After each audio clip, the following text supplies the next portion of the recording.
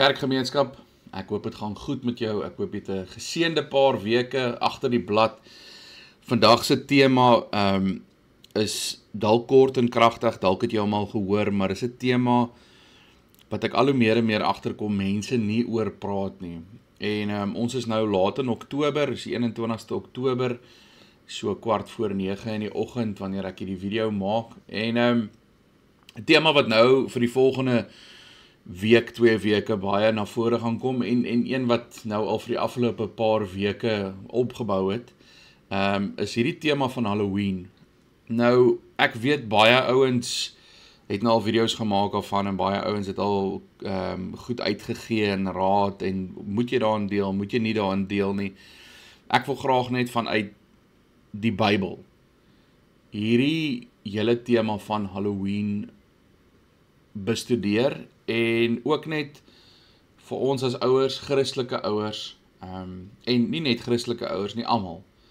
Hierdie goed is regtig boos. Ek sien al hoe meer en meer kinders wat na Halloween partytjies toe gaan, stories wat Halloween is. Ek het vanoggend op my Checkers app het ek opgegaan om, jy weet mos hoe dit gaan, jy bestel ietsie, en ek sien daar is ook Halloween, by Pick n Pay is daar Halloween, dis oral, dit is regtig oral, en ons as gelowiges word opgeroep om nie hieraan te deelneem. Nou, ek weet baie mense sê, maar weet jy wat, dit is onskuldig, dit is net sweetie, of dit is net 'n kostuum wat jy aantrek, of wat ook al dit mag wees, maar as gelowiges moet ons besef, dit is nie onskuldig nie. Daar's geweldig baie mense daar buite wat van satanisme af met die genade van die Here bekeer het, en hulle waarsku teen hierdie goeters. Nou ek weet, ek wil nou amper sê toe ek 'n kind was, ek is nou 38, so toe ek 'n kind was, so 20 jaar terug,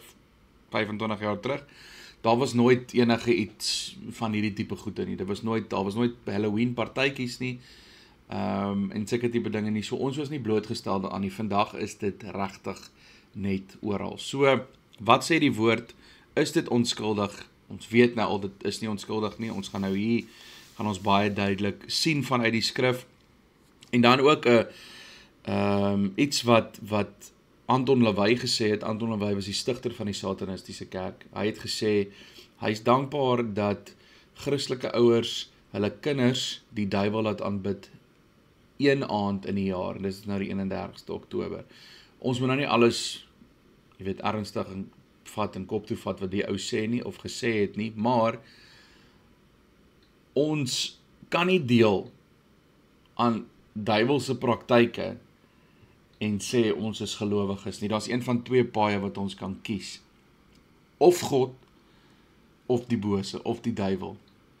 Nou, as ons later bietjie gaan kyk na Openbaring ook, dan sien ons, jy gaan een van twee merke hê.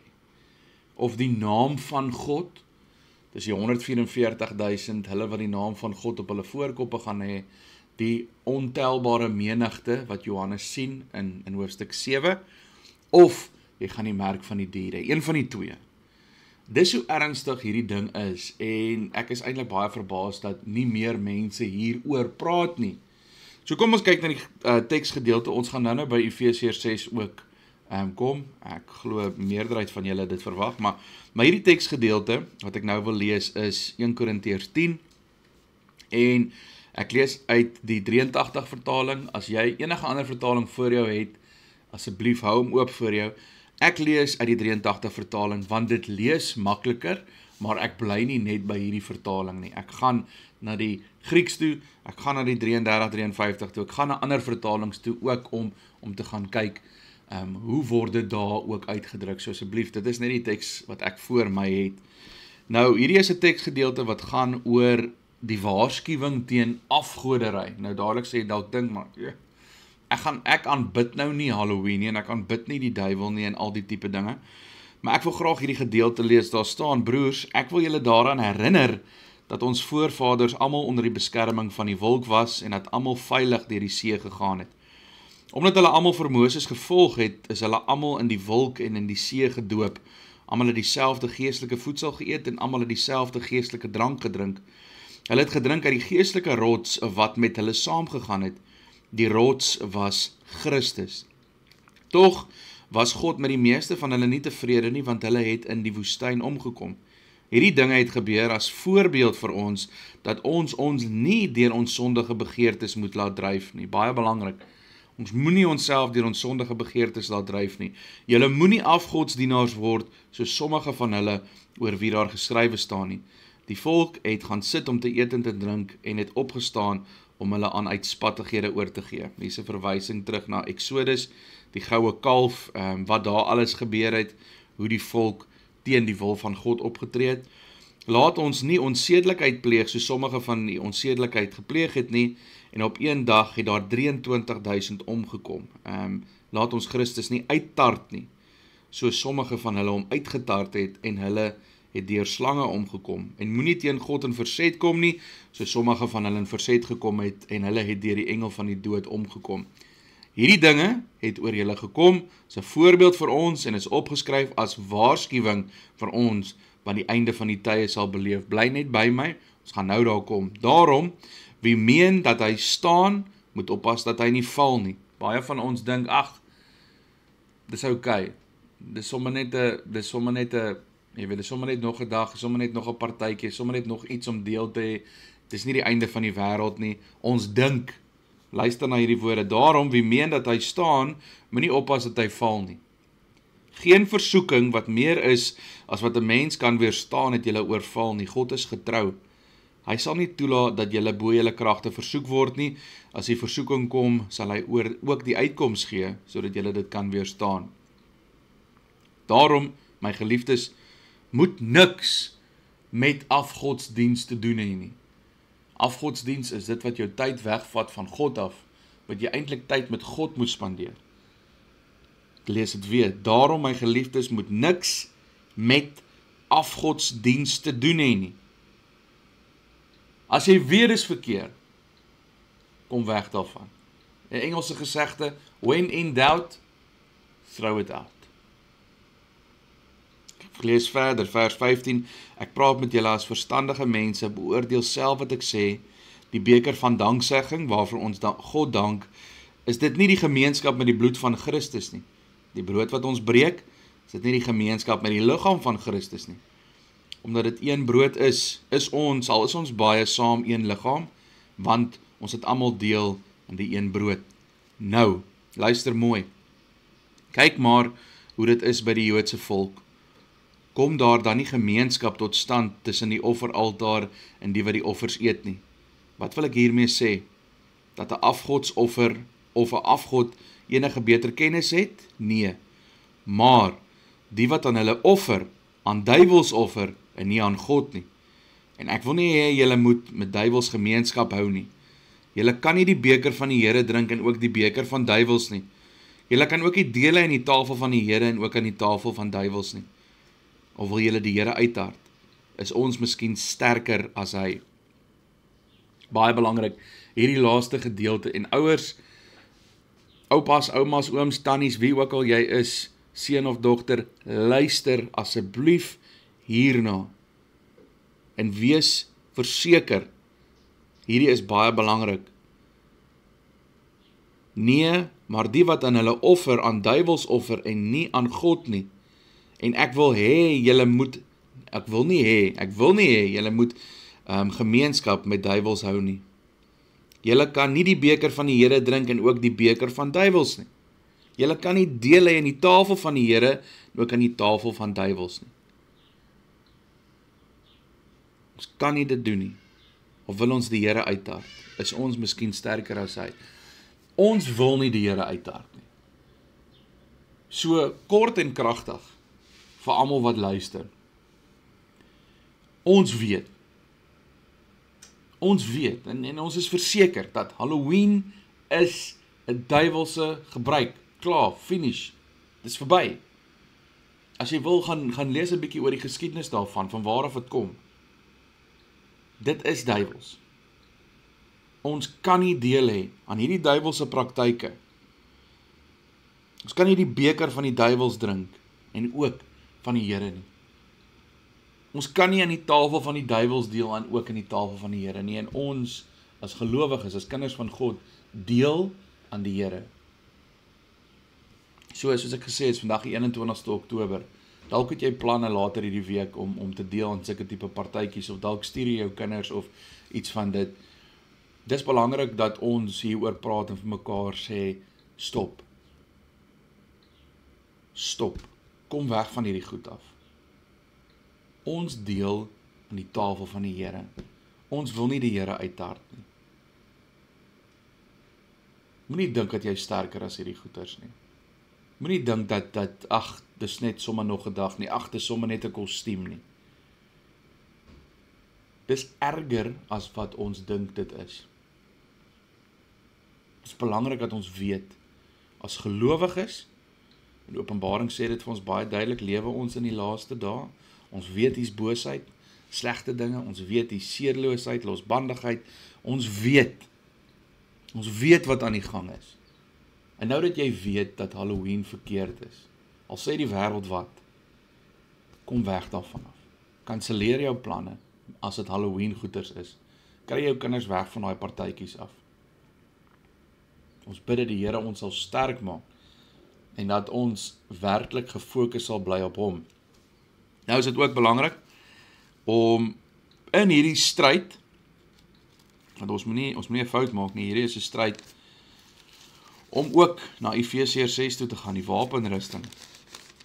As ons vra, maar hoe kan ons teen hierdie dinge staan, hoe gaan ons hierdie dinge oorleef, hoe kan ons hierdie boosheid weerstaan, ons doen dit met die wapenrusting, en die teksgedeelte hier is ook baie duidelik, Efesiërs 6, vanaf vers 10, verder nog dit, soek julle krag in die Here en in sy groot mag.